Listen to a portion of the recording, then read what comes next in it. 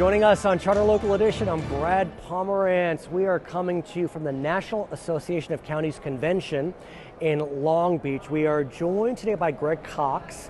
He is a supervisor in San Diego County. He is also seeking a leadership role in the NACo organization. He is running for second vice president. We see his signs everywhere. We wish you the best of luck, sir. We'd like to get a sense, though, why have you chosen to seek a leadership role in a national organization like NACo?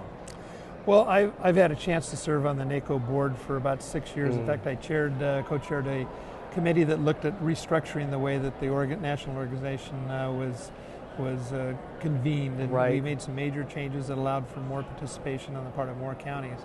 And the national level is where a lot of decisions are made that have a big impact on counties and the services and the programs we have for our citizens. Explain that, because we know that counties wield a lot of influence in the various states, especially California. I mean, 58 counties and a lot goes on in the counties. We may think the city may have a lot going on, but counties really impact us more. Why is it that the National Association has such an impact on local counties? Well, obviously the programs that we run at the county level, so many of them are mandated by the state and federal government, and a lot of the funding for those programs comes from the state and federal government. So having programs that you're dealing with homelessness, you're dealing with mental health issues, you're dealing with behavioral health issues, physical health issues, those are all programs that are pretty much controlled by the state and federal government. So having a good advocacy back in Washington, D.C. and in Sacramento is really important to make sure that we have rules that we can live by and an adequate source of funding to run those programs. Let's presume victory, and I want to get a sense from you, what do you plan to do? What are your hopes, dreams, aspirations as second VP of NACo? Well, it's a 4-year commitment, and so you kind of go through the chairs. Right. And let our viewers know, second vice president, and then you become first vice president presumably, and then you're president, and then you're immediate past president. Right. But the only election is that first one for second vice presidents. Everything else is on autopilot after that. So it's 4 years to really try to affect policy decisions at the federal level. And NACo is a great organization. They got great staff, but I think we always kind of find ourselves in a position where we're reacting to things. It's very seldom that we get a chance to get out in front and saying, Congress, this is what you should be doing to make it easier for us to do our job, to provide those services to your constituents, because every one of them is a constituent of a congressman or a U.S. senator. I want to ask you, and I honestly don't know the answer to this question. Usually you shouldn't ask a question you don't know the answer, but who has a greater impact on counties, at least in California, the federal government or the state government? Well, it's probably, the answer is it's not really a cop-out. It depends on the program. I understand. And both of them do, because there's money that comes from the federal government that gets washed to the state. Right. So not only do we have to please our federal legislators, but we also have to work with and please our state legislators to make sure that money ultimately comes down to provide those services. How about this? Maybe you can answer this. The pass-through money that goes to counties, is most of the pass-through that at least California counties get purely state money or purely federal money? It's really a mix. Now, it depends on the programs. We have the millionaire's tax, Prop 63 that was passed. That's all state money, but it's providing a tremendous boost in revenues to deal with issues dealing with mental health. So that's a program that's dealing strictly at the state level. When you talk about food stamps, most of the money that comes for food stamps is coming from the federal government. So as you look towards second vice presidency, what issues do you want to get ahead of? Like you said, there's certain issues you want to get out in front. What are those issues? Well, a couple of things, and some of it is predicated on our experiences in San Diego. We've got a couple of programs we initiated in San Diego that have just done, I think, a tremendous job in extending services to people in our community. Can we talk about one of them? And Sure. that is known as the 211 program. I know you take particular pride in that program. Tell us what it is for our viewers. Well, 211 is a number that is set aside by the federal government, the Federal Communications Commission, to to be a information number. I mean, everybody knows what 911 is. If you're in an emergency, you call 911. Well, 211. Do you remember 411? Do you remember Yeah, 411? It's no longer with us, really. But anyway, I digress. 211 was originally set up for health and human services information. In San Diego, we used to have a United Way that would run an info line, and it was a 1-800 number that nobody could ever remember the number. So this simplifies it. And what we've done in San Diego, we kicked it off in July of 2005.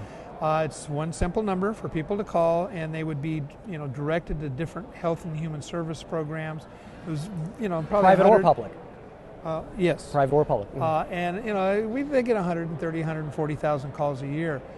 We had just signed a protocol to have them be the information number or the number for people to call in an emergency, the non-emergency number for people to call. When we had the 2007 fires, suddenly, I mean, we didn't want to have people to call 911 to find out is my boil water order, is it off? Where do I go for family assistance? Right. Where do I go for my streets? Are they back open so I can get home? So we use that as the non-emergency number during the disaster, and we had in a 5-day period of time, we had 160,000 calls, which you normally had in a year. Yeah, I mean that's more than we had in a year. So now what we've done is we've even expanded it beyond that, because the first question that is asked when somebody calls is, "Are you a veteran?"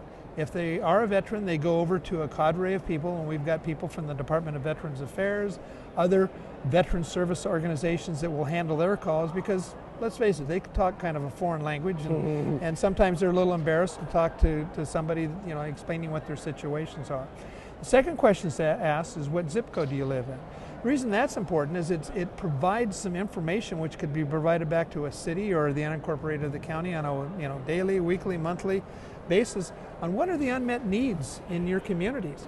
So now if somebody sees graffiti, they can call 211, and the operators there will take the information, they'll transmit it to the appropriate jurisdiction.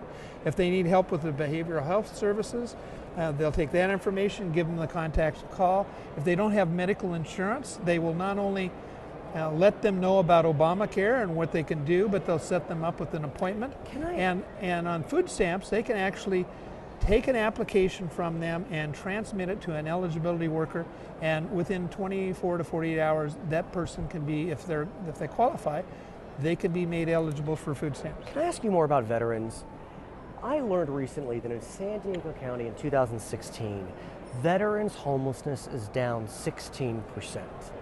The unsheltered veteran is down 9%. The sheltered veteran is down 22%.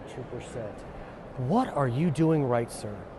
Well, we've got the point in time count says we have 8,700 homeless in San Diego County, and that's probably below what the real mark is. There certainly is a lot of focus. Mayor Faulkner in San Diego is committed to come up with 1,000 beds for veteran homeless, and that's a great program that he's got going. We've kicked off a program. Supervisor Ron Roberts and I started a program which we just approved a couple of weeks ago called Project One for All, which is focusing on another component of that homeless population, and that's the severely mentally ill homeless, which is about 20% of the population, about 1,250. But what I'm trying to figure out in San Diego County is one example of many counties where the homeless crisis is real, but when you look at veterans, the resolutions tend to be very positive.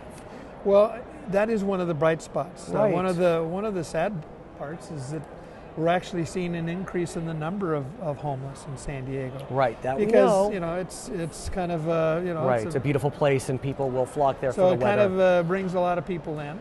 And our challenge is to try to work with those that have been out there a long time that have mental health issues. Right. We've got a funding source through Prop 63 in California, the Millionaire's And more Tax. may come in through. And we may get some of that directed towards housing. But we've developed a program to work with the 18 cities in the county. If they can provide the housing, the county will commit to come in and provide all the wraparound services to. We'll see you in San Diego. His name is Greg Cox. My name is Brad Pomerance. We're coming to you from NACo, Charter Local Edition.